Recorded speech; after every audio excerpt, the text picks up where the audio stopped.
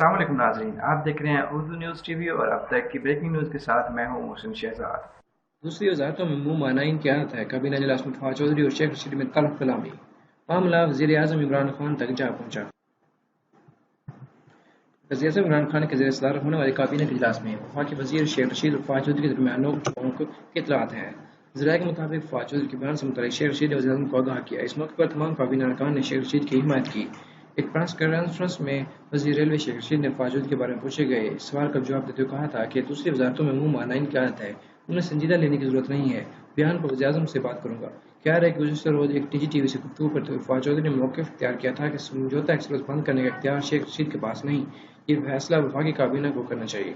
जबकि दूसरी जानब एक खबर के मुताबिक अमीर जमात इस्लामी खैबर पख्तूनख्वा सेनेटर मुश्ताक अहमद खान ने कहा कि मकबूजा कश्मीर में हिंदुस्तान की नाजायज़ काबिज फौज को हिंदुस्तान के ऐन में कश्मीर की मतनाज़ा हैसियत को तस्लीम करने के दफ़ात 370 और 35 ए ख़त्म करके मज़लूम कश्मीरियों के कत्ल आम का लाइसेंस दे दिया गया है।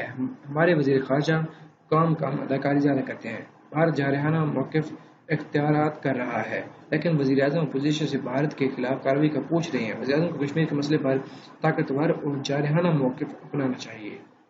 हुकूमत को सिफारती ताल्लुकात कम करने के बजाय ख़त्म करने चाहिए थे।